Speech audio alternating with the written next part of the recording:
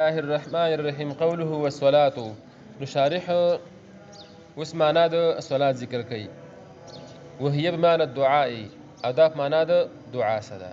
دعا سره صلات على ما هو المشهور عند الجمهور په نزد جمهور باندې دا په معنا دعا سره دا اصل کې رد یو کو په څه باندې جار اللازم مخشري باندې ښه نو ګوره یو زمونږ جمهور علما دي او بل جار اللازم مخشري دی جار اللازم مخشري وایو زمونږ جمهور وایو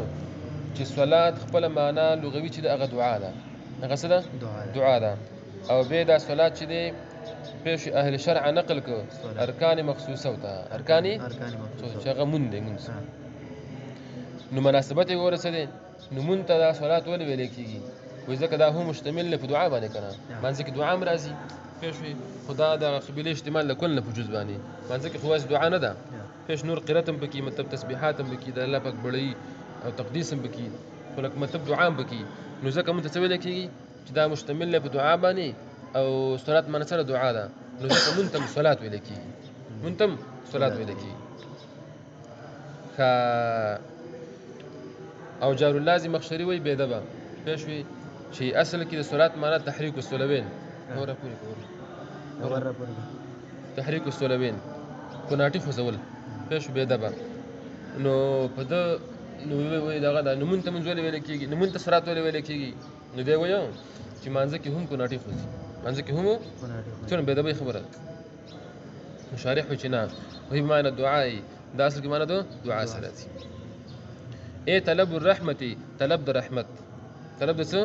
د رحمت د الله جل شانه سره پیش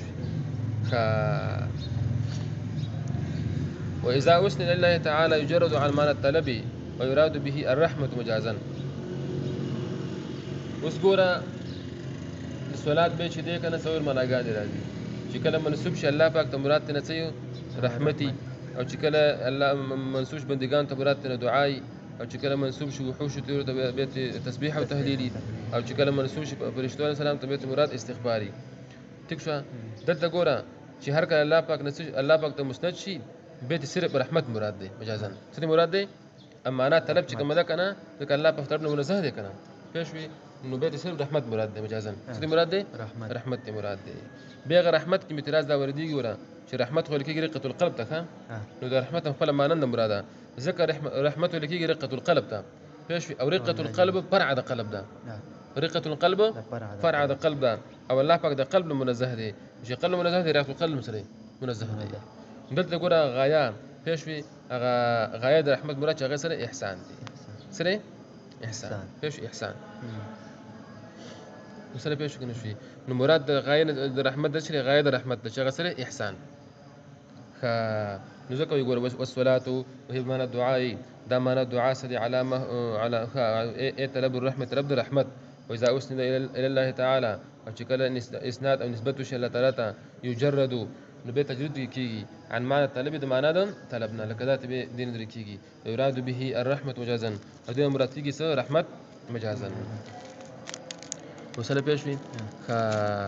نو مجاز خو دې کې شو چې دغه دا طلب تی وته څه وته طلب معنی ته دغه شو صرف رحمت مراد شو او د مجاز دغه حاشم لیکلی چې هغه رحمت تی مجاز ته منکو پېښوي چې احسان تی مراد دی غایا خپل معنی نه وته قوله على من ارسله انت متن برس ویلو چې والصلاه والسلام على من ارسله هغه شخصیت باندې چې الله پاک لګلې دی ارسله مشارح دا وی ګورم ما ته ویلو چې تصریح ولې ونکلا په اسم د مبارک باندې مشارح دا خبر جواب ګورم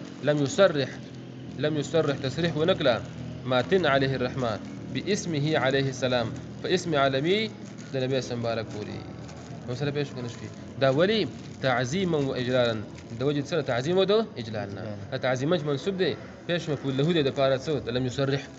پېښوي رسل کې علت مفعول له معنا کې علت د لپاره د فعل مذکور نو تصریح ذکر ونکلا په اسم عالمي سره چې تعظیما د وجه سره د وجه تعظیمنا واجلالا او د وجه اجلال دوینا پېښوي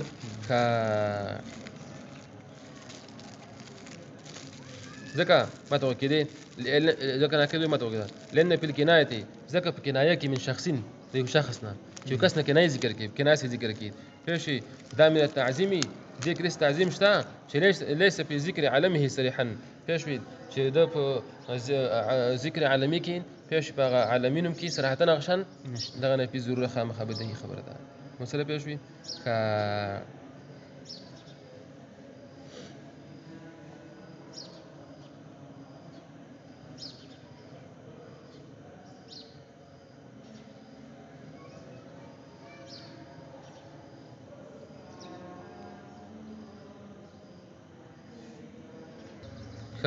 اوس اعتراض دا وردیږي ما ته وکړه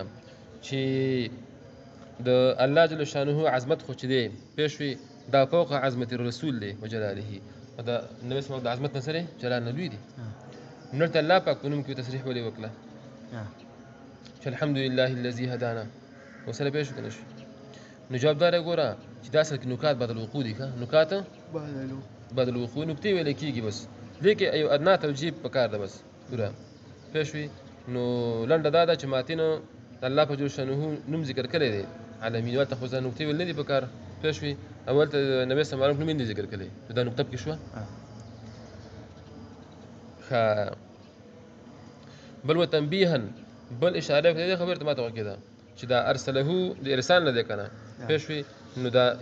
پېښ رسالت صفت چې دی پېښوي دا متبادل د ذهن کم څوک راځي پېښوي چې مطلب رسول څوک دی هغه رسول نبی صلی الله علیه وسلم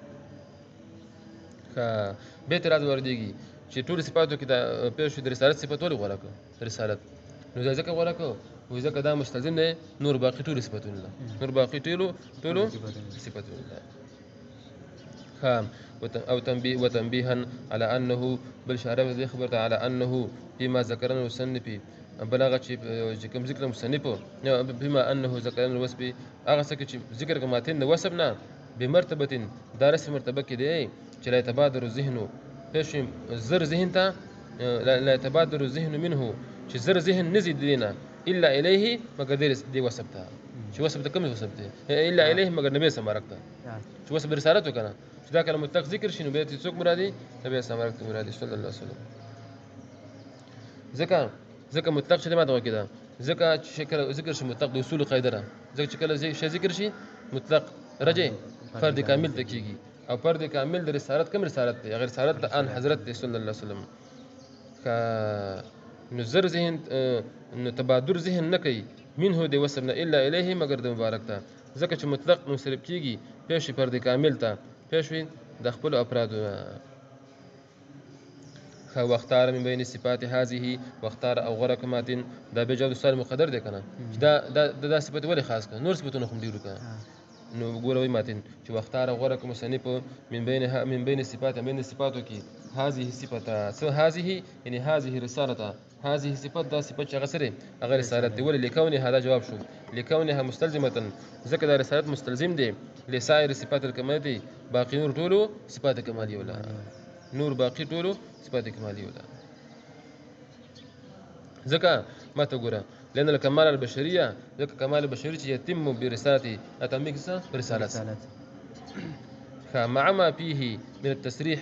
بكونه سلام مرسلا ما تقولي أقول لك التصريح ده وش النبي صلى الله عليه وسلم مرسل لك سري رسول لي فيش في يخو نبي ده كنا عام دار مشهورة شيء رسالة لك ده قصدم رسالة فوق النبوة ده كنا رسالة سري فوق النبوة النبي صلى الله عليه وسلم رسول لي رسول شنو مطلب هذا رسول لي فيش في هذا وحي كتاب تنزل شبه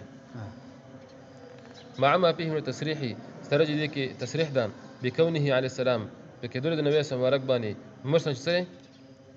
النبي صلى الله عليه وسلم مرسل لي فإن الرسالة فوق النبوة ذكر رسالة فوق النبوة فإن المرسل ذكر مرسل هو النبي الذي دهاغ في غنبرته ويبيشوي شيء أرسل إليه وحي وكتاب يترجل شيء وحي أو كتاب مسألة بيشوي قوله هدى